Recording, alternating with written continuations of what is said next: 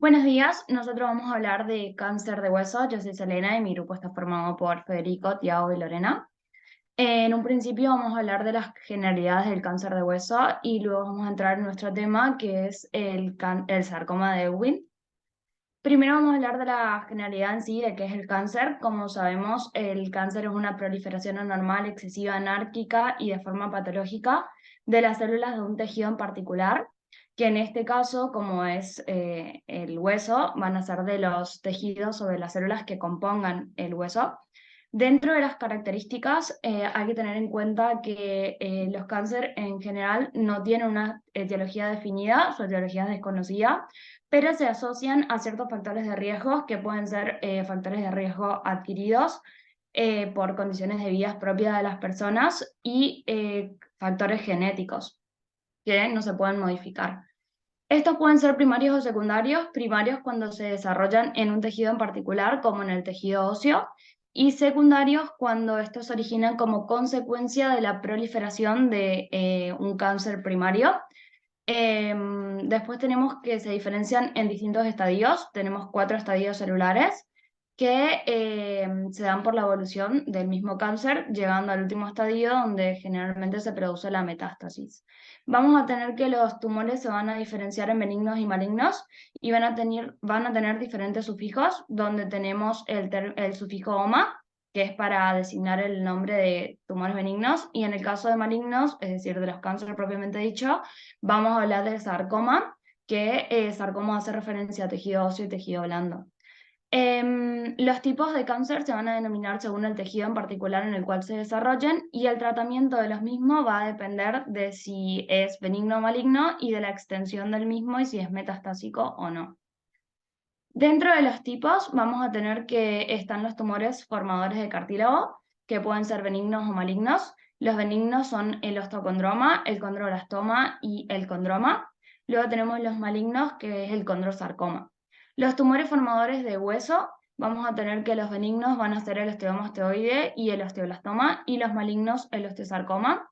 Luego tenemos los tumores de origen desconocido, que es donde va a estar situado nuestro tema, que es el sarcoma de Ewing, y también vamos a encontrar los tumores de la célula gigante, y el notocordal, que es el último, donde vamos a encontrar al cordón.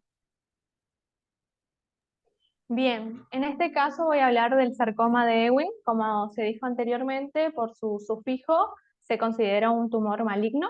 En cuanto a su definición, se la puede definir como una neoplasia poco frecuente, muy agresiva, que afecta principalmente a los niños y a los adultos jóvenes. En cuanto a su histología, se puede encontrar que se haya conformado por células pequeñas, redondeadas y cuyo citoplasma está rico en glucógeno.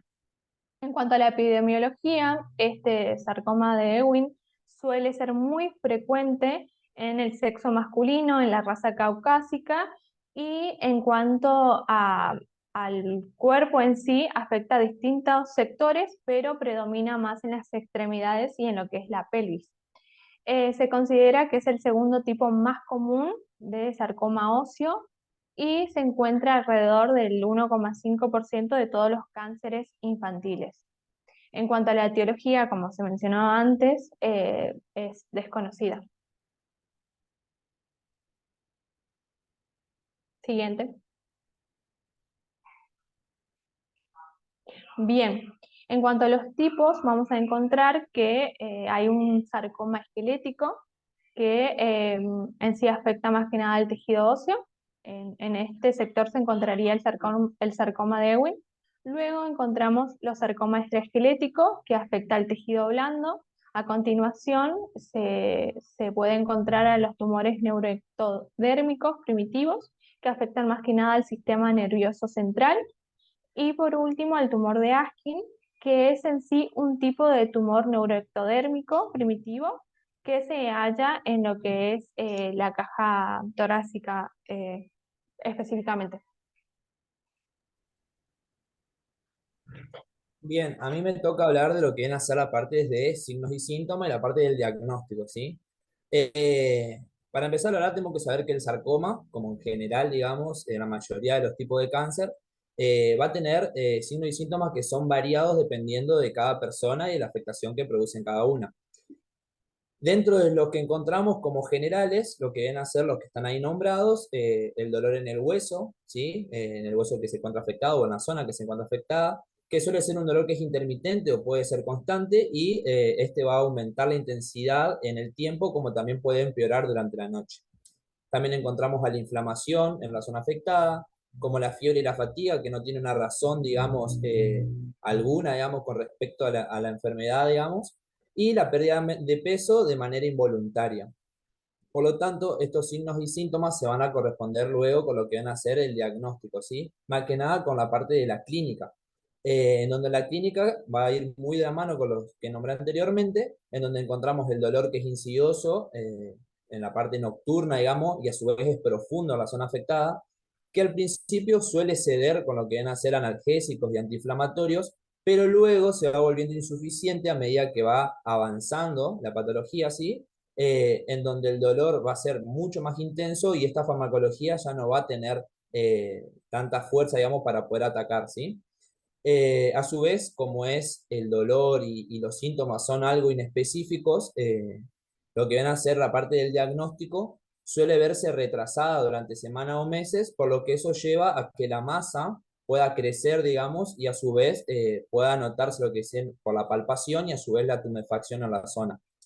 Por lo tanto, también tenemos que tener en cuenta que tenemos estudios complementarios, ¿sí? En los estudios complementarios encontramos radiografía o tomografías, como también encontramos la resonancia, que van a ser importantes para brindarnos información sobre la zona, el tamaño y el tipo de afectación que va a tener. Más que nada la resonancia, que tiene una precisión, sí, importante en lo que viene a ser el edema tumoral y la afectación de las partes blandas vecinas a la zona que se encuentra afectada.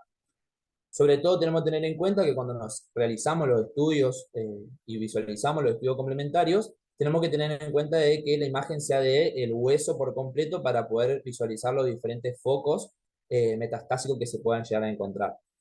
Luego de eso ya vamos a lo que son los datos de laboratorio, ¿sí? Que son importantes, ya que estos se van a poder encontrar alterados, por ejemplo, lo que viene a ser la proteína C reactiva, la anemia, puede llegar a encontrarse lo que viene a ser una elevación en el lactato de deshidrogenasa o también de la fosfatasa alcalina, que es cuando hay una mayor destrucción ósea.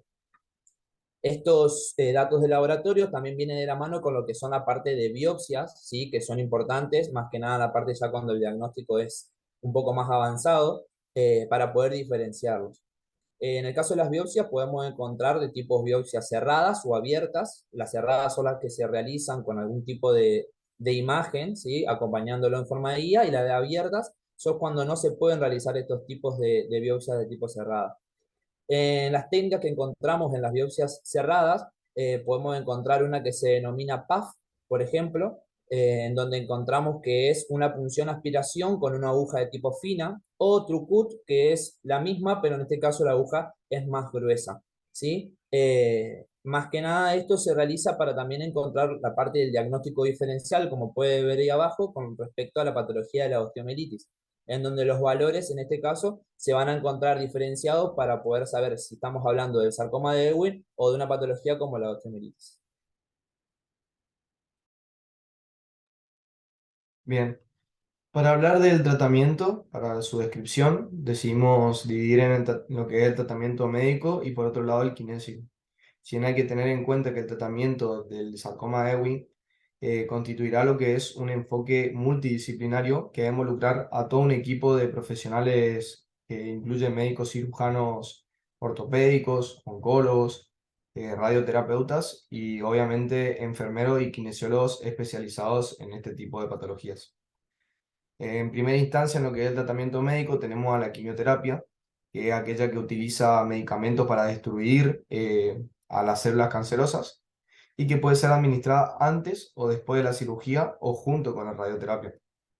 La cirugía tiene como objetivo eliminar el tumor y cualquier tejido canceroso que se encuentre cercano, y en algunos casos puede ser necesario extirpar todo el hueso afectado y reemplazarlo con un injerto óseo. Y por último, la radioterapia utiliza rayos de alta energía para destruir a las células cancerosas. Y esto puede ser utilizado también antes de la cirugía para reducir el tamaño del tumor o después de la cirugía para eliminar cualquier célula cancerosa restante. Con respecto al tratamiento kinésico, sería mencionar el rol que cumple el kinesiólogo en pacientes con este tipo de patología, donde tenemos que saber que las intervenciones del kinesiólogo pueden variar según la etapa en la que se encuentra el cáncer, según la ubicación del tumor y según el tratamiento que recibió anteriormente el paciente. El kinesiólogo entonces va a tener que trabajar en colaboración con el equipo de atención médica del paciente para proporcionarle al mismo un plan de tratamiento que sea personalizado y efectivo. Como medida entonces podemos ver que el kinesiólogo puede realizar lo que es una evaluación del estado físico y funcional, tanto antes como durante el tratamiento. Puede desarrollar un programa de ejercicios para mejorar así la fuerza muscular, la flexibilidad y sobre todo la resistencia del paciente. Esto puede mejorar su calidad de vida y ayudar en la recuperación después del tratamiento. También con respecto a la prevención y el tratamiento de la atrofia muscular, que es aquella que puede producirse producto de la inmovilización, por ejemplo, si el paciente tuvo alguna cirugía. Eh, lo que sería la prevención de rigidez articular por medio de lo que pueden ser maniobras de movilización articular. Si tenemos un paciente que es colaborador y que tiene un buen estado de conciencia, enseñarle cuáles son los movimientos que puede realizar de movilización activa para que el mismo pueda ir ganando rango articular o recuperar el que ya tenía. Y sobre todo, un aspecto muy importante es la educación del paciente. El kinesiólogo va a poder educar al paciente, sobre la importancia que tiene el ejercicio y la actividad física para mantener así la fuerza muscular y esa movilidad articular que buscamos recuperar durante el tratamiento. Y sobre todo enseñarle qué otras pautas debe tener en cuenta para poder llevar de la mejor manera posible lo que sería esta enfermedad. Para finalizar, nosotros decidimos hablar de las complicaciones que acarrea el padecer la patología, como así también los tratamientos que implica la misma. Hay que tener en cuenta, como ya mencionaron mis compañeros, que se trata de un cáncer óseo muy agresivo que afecta en gran medida al tejido óseo y por ende va a traer muchas complicaciones. Es frecuente que produzca metástasis por el hecho de que se encuentra situado muy cercano a lo que sería la médula ósea y con facilidad se disemina por el resto del cuerpo. También su reaparición o recurrencia suele ser frecuente.